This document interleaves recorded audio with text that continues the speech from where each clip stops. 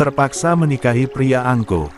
Bab 066. Ya, karena gue memutuskan untuk mengundurkan diri dari agensi bokap lo itu. Mendengar kalimat itu Josh semakin mengeratkan cekalannya di lengan Cindy.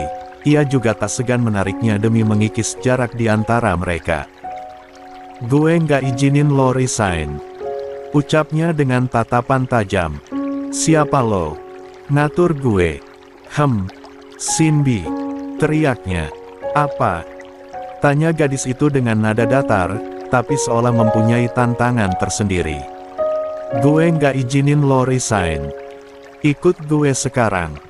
Josh menarik lengan Cindy dengan sekuat tenaganya hingga gadis itu tersentak nyaris jatuh. Lepas. Sakit Josh, katanya. Membuat lelaki itu tersadar dan melonggarkan genggaman tangannya. Saat itulah dia baru tersadar ia melihat ada banyak luka memar di sepanjang lengan Cindy. Bekas dihampat jar mamanya waktu itu. Lengan lo kenapa? Tanyanya cemas. Bukan urusan lo. Ucapnya kembali melangkah pergi, untuk melanjutkan perjalanan healingnya ini. Josh menatap telapak tangannya sendiri yang tanpa sadar justru telah melukai perasaan Cindy selama ini. Josh memutuskan untuk memarkirkan motornya di pelataran minimarket dan mengikuti langkah Cindy diam-diam yang sudah berjalan jauh di depan sana. Lah ingin tahu kemana perginya gadis itu, karena ia juga tahu perasaan gadis itu sedang tidak baik-baik saja. Entahlah seorang wakil Piver rela bertingkah bodoh dan konyol seperti ini demi mengkhawatirkan gadis itu yang juga tercatat baru saja dia kenal belum lama ini. Tiba di taman, ia melihat Cindy duduk sendirian di salah satu bangku yang ada di sana. Terlihat sekali tatapan matanya kosong, ada banyak sekali yang dipikirkan gadis itu pastinya. Melihatnya seperti ini, jujur dia merasa bersalah telah menyebabkan gadis itu putus dari Irgi. Baru saja ia akan melangkah untuk mendekatinya, seseorang lebih dulu duduk di bangku itu, di sebelah Cindy. Cindy sendiri merasa kaget seorang lelaki tiba-tiba duduk di sana dan mulai jahil.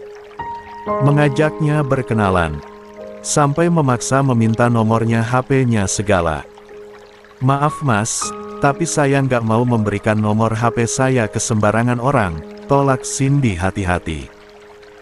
Saya bukan orang sembarangan, saya pengusaha muda, duit saya banyak, kalau kamu mau berikan nomor kamu minta apa saja saya belikan, bujuknya. Maaf saya sedang tidak butuh apapun saat ini, tolak Cindy lagi semakin merasa tidak nyaman. Mau IP? Atau mau tas branded? Ayolah nanti pasti aku berikan, kekehnya. Melihat reaksi tidak nyaman dari Cindy, Josh memutuskan untuk menghampirinya. Hai, sayang udah lama nunggu. Sapanya mengulas senyum pada Cindy. Gadis itu terlihat kaget dengan kemunculan Josh apalagi memanggilnya sayang. Namun apa boleh buat, dia terpaksa menerika kedatangan Josh demi lelaki tidak jelas itu pergi dari sisinya. Dia siapa? Tanda merek dagang tanya Josh ke Cindy berakting seolah posesif. Nggak tahu, jawab Cindy singkat. Ya udah ayo kita pergi katanya tadi mau ngajak makan, kata Josh merangkulkan lengannya ke bahu Cindy.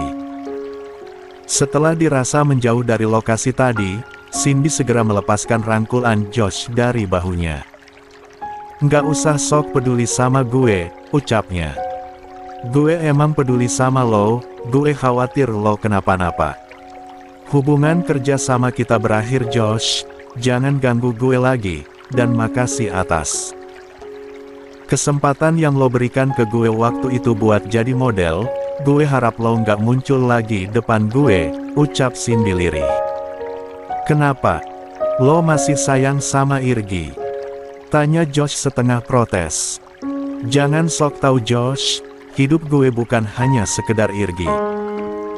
Tentu saja karena mamanya tidak mengizinkan Cindy dekat dengan lelaki manapun, makanya dia memilih menutup perasaannya dari siapapun, agar tidak membuat sang mama kecewa, dan lagi pula ternyata putus cinta itu sangat menyakitkan.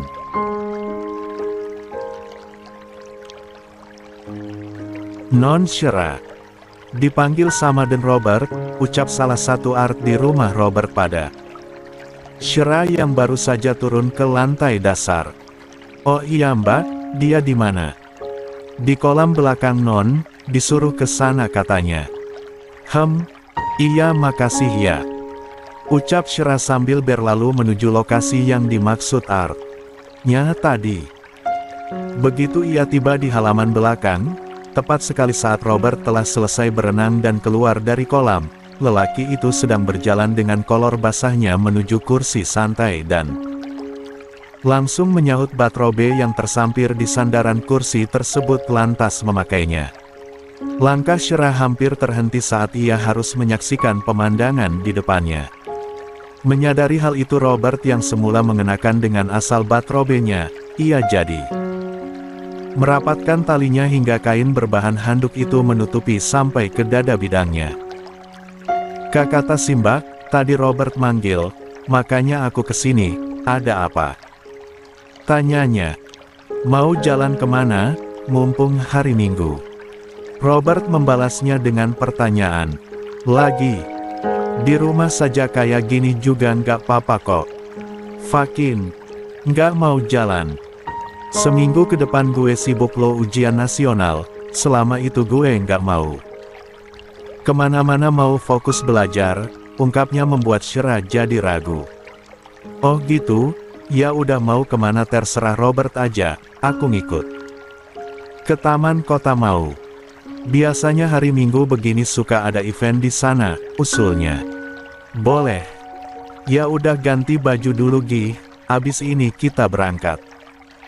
Kini mereka telah kembali ke kamar, menghadapi lemari pakaian mereka. Shira mengambil satu baju terusan berwarna aquamarine di antara tumpukan bajunya, sementara Robert tampak sibuk mencari baju dengan warna senada di antara baju-baju miliknya. Beruntung ia juga punya kaos polo dengan warna hampir senada seperti baju terusan Shira. Tadi, warnanya hampir sama, kamu nggak apa-apa? Kalau nanti di taman orang-orang jadi menganggap kita seperti pasangan? Tanya Shira. Bukankah kita memang pasangan? Atau kamu masih mengira kita bukan pasangan? Robert balik bertanya. Bukan begitu, tetapi takutnya kalau nanti di taman Robert ketemu sama gebetannya dan jadi salah paham, terus kalian marahan gimana? Tanya Shira gugup. Robert tertawa kecil mendengarnya, kan gebetan gue ya lo. Kita udah nikah loh Shir. Dan gue menganggap pernikahan kita ini serius, begitu nanti gue pengumuman kelulusan gue mau kita menikah ulang di KUA, agar kita tercatat sebagai pasangan resmi di mata negara juga, dan kita akan mendapatkan dokumen nikah kita. Saka Sarah, Dirga Fai juga begitu, paparnya. Iya, tapi katanya. Wah waktu itu, aku disuruh pergi setelah Fajar lahir, makanya di dalam pikiran aku, kamu itu belum bisa menerima aku. Kalau aku belum bisa menerima kamu, ngapain aku susah-susah nyariin kamu dulu saat kamu pergi dari rumah setelah melahirkan itu, kata Robert serius menatap Shira. Dan iya, kemarin gue ngomong apa sama lo? Gue minta apa sama lo? Tanya Robert, melangkah mendekatkan jaraknya dengan Shira. Ngomong apa? Gumam Shira membeo. Di kamar ini juga, sebelum kita tidur. Shira terlihat diam berpikir berusaha mengingat momen mana yang dimaksud oleh lelaki itu. Oh iya, maaf aku baru ingat. Apa coba? Kamu minta aku manggil kamu sayang, jawab Shira dengan wajah bersemu. Lia, itu inget. Kenapa nggak dilakuin? Aku takut. Robert berubah pikiran dan marah dipanggil begitu. Coba panggil sekali aja, gue pingin denger, pintanya. Sayang, ucap Shira grogi, senyum tipis terukir di wajah Robert. Sekali lagi, pintanya sambil kian mengikis jaraknya bersama Shera. Shera refleks mengulangi sebutan sayangnya lagi, begitu melihat Aisnive Robert yang terlihat begitu menghipnotisnya. "Makasih," ucap Robert tersenyum begitu tulus pada Shera. "Mulai sekarang panggil begitu ya," pintanya. Shera gugup menghadapi Robert, ia hampir tidak kuat berdiri di tempatnya melihat Robert yang senyumnya berkali-kali lipat membuat lelaki itu jauh lebih tampan pagi ini. Perempuan itu mengangguk pelan mengiyakan ucapan lelaki tersebut. Saat ini Robert dan Shera telah tiba di taman, lelaki itu masih memarkirkan motornya sementara Shera menunggunya di salah satu kursi yang tidak jauh dari sana. Ketika tiba-tiba, Josh menghampirinya. "Shera," sapanya.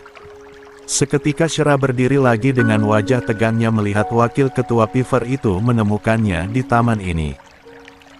"Udah lama banget lo ngilang, BTW Edward nanyain kabar lo kemarin pas gue besuk dia." "Penjara?" ucapnya menatap tajam mata Shera yang terlihat ketakutan ini. "Lo nggak mau besuk dia? Kalau mau gue anterin kapan aja lo mau," ucapnya, sementara Shera berdiri dengan tubuh gemetarnya menggeleng pelan. "Kenapa?" "Dia kangen sama anaknya katanya," ucap Josh sambil melirik ke arah perut Shera yang sudah terlihat rata. "Anak kalian udah lahir?" tanya Josh menatapnya curiga. Wajah Shera kian memucat, dan ujung-ujung jarinya terlihat tremor hebat. "Lo gugurin anak dia?" tanya Josh lagi. Cindy dari kejauhan yang melihat Josh tengah menginterogasi Shera seketika takut, jika Shera kenapa-napa, sebagaimana dia tahu, kalau Shera telah menjadi milik Robert saat ini. "Shera," gumamnya. "Josh, Shera," ulangnya panik. "Nanti Josh bisa ngadu ke Edward, Obed mana sih?" ucap gadis itu memantau situasi.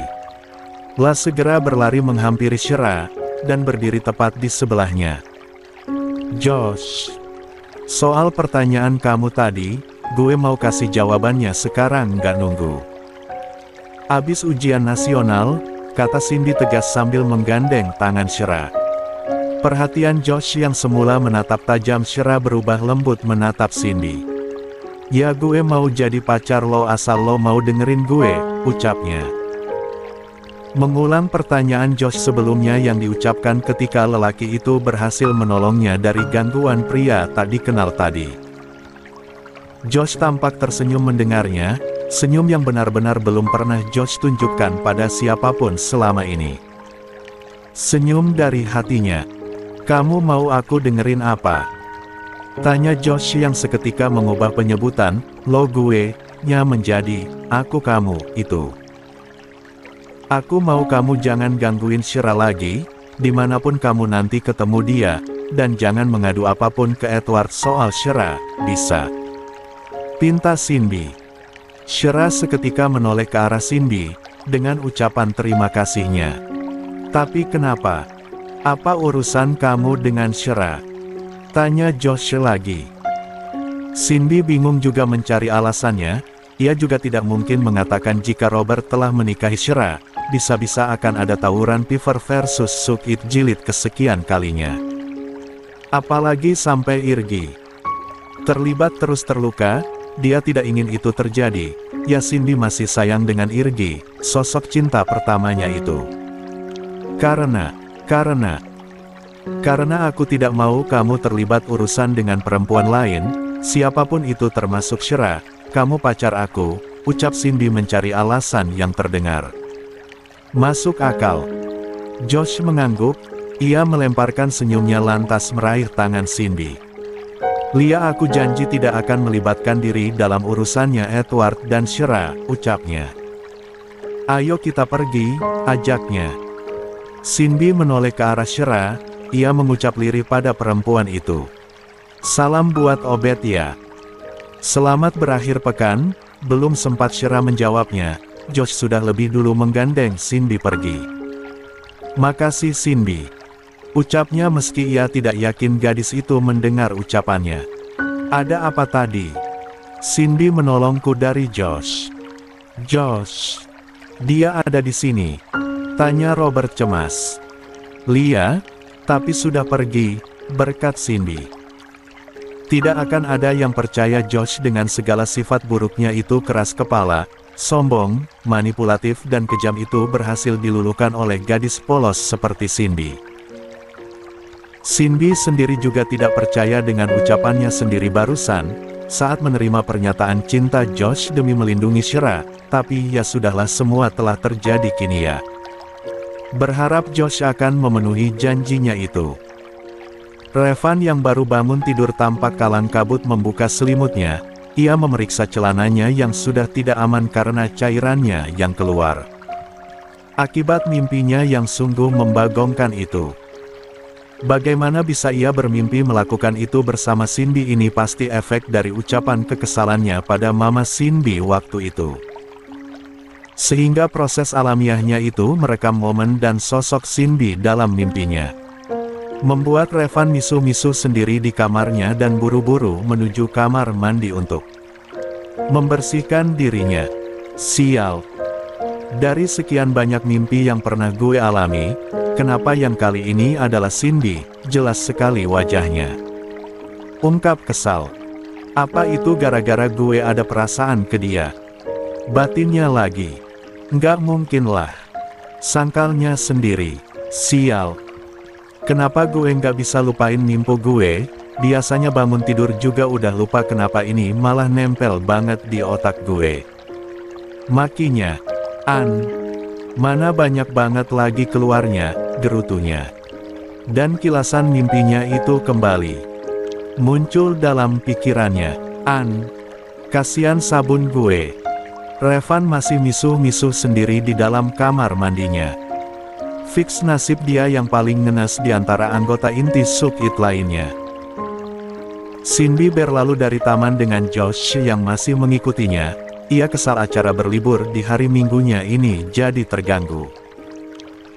Saka sedang ada kepentingan dengan keluarganya di hari Minggu ini. Keluarga Saka sedang membuka kantor cabang baru untuk usaha mereka di luar kota. Kenapa Saka diajak? Karena dia sebentar lagi lulus SMA dan sambil melanjutkan kuliahnya nanti dia akan magang di kantor cabang itu sebagai junior supervisor. Ya, papanya ingin Saka belajar mengelola bisnisnya dari jabatan yang rendah dulu, tidak langsung ujuk-ujuk memegang kendali penuh di sana. Jadilah Sarah ditinggal sendirian di unitnya saat ini. Mamanya juga sibuk ada arisan bersama teman-temannya. Ia senang mamanya telah kembali bangkit dan mau bersosialisasi lagi dengan teman-temannya. Saat ini ia baru saja selesai masak di dapur dan ingin membuang sampah dapur yang telah penuh itu ke TPS belakang tower apartemen mereka, yang nantinya akan disortir ulang oleh petugas kebersihan di sana. Namun, betapa terkejutnya Sarah, begitu ia keluar dari lorong unitnya. Seorang laki-laki hampir seusia dirinya telah berdiri di hadapannya, seolah sedang menantinya keluar dari unit. "Hai Sarah," sapanya. Kantong sampah di tangannya jatuh begitu saja, lututnya terasa lemas, ia syok hingga wajahnya pucat pasi. Bibirnya bergetar menyebutkan satu nama. "Edward," ucapnya terkejut. Sarah panik, tidak ada siapa-siapa di unitnya, hanya dia sendirian. Unit mamanya kosong. Sedang arisan, unit mertuanya apalagi, kosong juga karena sedang keluar kota bersama Saka untuk urusan bisnis mereka. "Ilyas, Sarah ini abang udah bebas," katanya tersenyum ramah. "Tolong, jangan sakiti aku," ucap Sarah ketakutan mundur selangkah. "Aku tidak akan menyakitimu Sarah," ucap Edward berjalan mendekatinya. "Tidak. Berhenti di situ. Tolong." Efek trauma Sarah terpicu lagi begitu melihat kemunculan lelaki itu di hadapannya. "Aku tidak akan menyakitimu Sarah," katanya masih berusaha menjangkau gadis yang terus berjalan mundur menatapnya penuh ketakutan ini. "Berhenti Edward, atau aku akan berteriak," ancamnya. Tangan kiri Sarah telah menyentuh doorlocknya. Namun ia tidak bisa menekan kombinasi angka di sana, karena saking takutnya itu membuat ia berdiri lemas di sana. Aku hanya ingin bertemu denganmu, adikku, ucapnya lagi tersenyum menyeringai. Mata Sarah melirik ke arah unit 224, kalau dia beruntung masih ada Dirga dan Fai di sana. Dia masih bisa minta tolong pada kedua sahabatnya itu.